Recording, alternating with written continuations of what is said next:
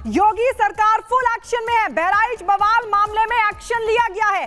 बहराइच के एसएसपी की तरफ से बड़ा एक्शन लिया गया और इस मामले में एसएसपी ने एक्शन लेते हुए एसएचओ को और चौकी इंचार्ज को सस्पेंड कर दिया। मैसी थाने के एसएचओ चौकी इंचार्ज को सस्पेंड किया गया है। ये बड़ी जानकारी आपको बता दें, उत्तर प्रदेश के बहराइच में बवाल हुआ। मूर्ति विसर्जन के दौरान जबरदस्त पत्थरबाजी हुई, जबरदस्त आगजनी को अंजाम दिया गया, तोड़फोड़ को अंजाम दिया गया और इसी दौरान बताया जा रहा है कि फायरिंग में एक शख्स की मौत हो गई जबकि एक जख्मी हुआ है। इस पूरे मामले में योगी सरकार फुल एक्शन में है और बहराइच के एसएसपी ने कार्रवाई करते हुए एसएचओ और चौकी इंचार्ज को सस्पेंड कर दिया है। हिंसा में एक की मौत हो गई है जबकि एक जख्मी हुआ है। उपद्रवियों को लगातार योगी सरकार की तरफ से वार्निंग दी जा रही है और इसी कड़ी में एक बड़ा एक्शन लिया गया क्योंकि मूर्ति विसर्जन के दौरान जो शोभा यात्रा थी उसको टारगेट किया गया और इससे पहले भी लगातार इस तरह के मामले सामने आते रहे जिस पर सरकार ने, प्रशासन ने बड़ा एक्शन लिया है। और एक बार फिर जब मूर्ति विसर्जन के दौरान देखिए तस्वीर हम आपको दिखा रहे हैं, इन तस्वीरों को देखकर आप समझिए किस तरीके का ये पूरा बवाल देखने को मिला था। जमकर पत्थरबाजी हुई, बड़ी संख्या में लोग मूर्ति विसर्जन के लिए जा रहे थे और इसी दौरान पत्थरबाजी हुई, दोनों पक्षों के बीच जमकर बवाल हुआ, आगजनी को अंजाम दिया गया। ये आप देख सकते हैं कैसे जब शोभा यात्रा निकल रही थी उस दौरान जमकर बवाल की तस्वीरें आपके सामने, तोड़फोड़ की गई, फायरिंग भी की गई जिसमें एक शख्स की मौत हो गई जबकि एक जख्मी हुआ। इस पूरे मामले में फुल एक्शन में योगी सरकार, एसएचओ चौकी इंचार्ज को सस्पेंड कर दिया गया है। तो जिस तरह से बहराइच में जो हुआ, 5 तस्वीरों के जरिए हम आपको बताने की कोशिश कर रहे हैं कि आखिर क्या क्या बहराइच में हुआ। मूर्ति विसर्जन के दौरान विवाद होता है, उसके बाद गोलीबारी होती है, पत्थरबाजी होती है, एक शख्स की मौत हो गई जबकि एक शख्स घायल हो गया है। इससे जुड़ी एक रिपोर्ट आप सबको दिखाते हैं।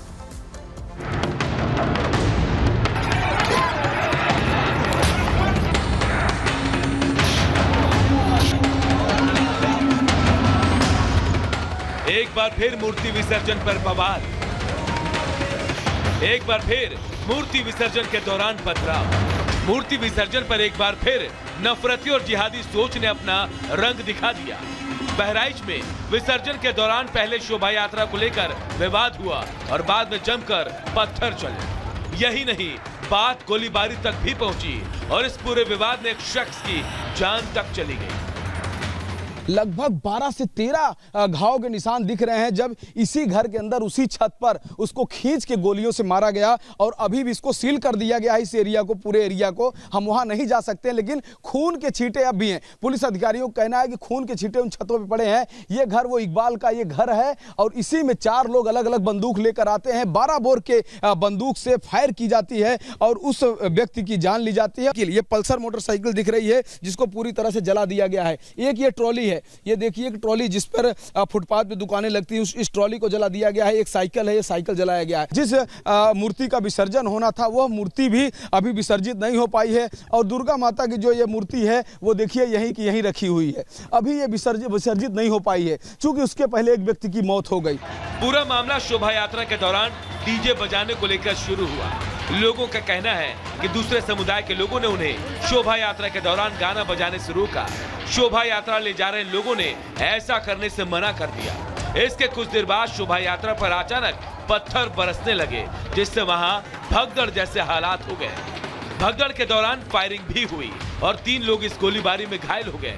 इनमें से एक शख्स की इलाज के दौरान मौत हो गई। मौत की खबर इलाके में पहुंचते ही शोभा यात्रा निकालने वालों ने रास्ता जाम कर दिया। इस मामले में पुलिस ने तुरंत कार्रवाई करते हुए विसर्जन के लिए जा रही बाकी यात्राओं को फिलहाल रोक दिया। पूरे महाराजगंज में बड़ी संख्या में पुलिस बल को तैनात कर दिया गया है। इलाके को पुलिस ने छावनी में तब्दील कर दिया है। जहाँ पे भी डिस्टर्बेंस हुआ है वहाँ पे हमारे जो भी पुलिस ने रिस्पॉन्ड किया है सभी जगह पे पुलिस द्वारा विस्तृत वीडियो रिकॉर्डिंग कराई गई है और जो उपद्रवी हैं उनकी पहचान कराई जा रही है और विसर्जन समाप्त होने के तत्काल बाद उनकी गिरफ्तारी भी आरंभ हो जाएगी। जो महाराजगंज में घटना हुई है जिसमें एक व्यक्ति को गोली मारी गई है उसमें 30 संदिग्ध व्यक्तियों को पुलिस द्वारा ऑलरेडी हिरासत में ले लिया गया है। उसमें मुकदमा पंजीकृत कर लिया गया है और जो मुख्य आरोपी है जो कि भाग गया है उसकी भी लोकेशन ट्रेस हो गई है। उसको गिरफ्तार करने के लिए टीम्स को डिस्पैच कर दिया गया। इस पूरे मामले में सीएम योगी आदित्यनाथ भी बेहद गंभीर दिखाई दिए। उन्होंने सोशल मीडिया के जरिए दोषियों पर कड़ी कार्रवाई की बात कही है। बहराइच में जो हुआ वो इस देश में किसी राज्य या फिर जिले में होने वाली कोई नई घटना नहीं है, लेकिन सवाल ये है आखिर शोभा यात्राओं या फिर मूर्तियों से परेशानी किसे है और आखिर इनका इलाज क्या है। Bureau report, Republic Bharat. और इस बीच बड़ी खबर आपको बता दें, और बड़ी खबर है कि जम्मू कश्मीर में अब सरकार के गठन का रास्ता साफ हो चुका है। 2018 के बाद जो 6 साल का राष्ट्रपति शासन लगा था, अब वो राष्ट्रपति शासन हट गया है और अब सरकार के गठन का रास्ता जम्मू कश्मीर में साफ हो गया है। हाल ही में चुनाव हुए, रिजल्ट भी सामने आ चुका है, नेशनल कॉन्फ्रेंस को बहुमत मिला है और इसी कड़ी में आपको बता दें अब राष्ट्रपति शासन हट गया है। इससे पहले 2018 में महबूबा मुफ्ती के इस्तीफे के बाद राष्ट्रपति शासन लग गया था जम्मू कश्मीर में, और अब विधानसभा के चुनाव के बाद, रिजल्ट के बाद राष्ट्रपति शासन हट गया, यानी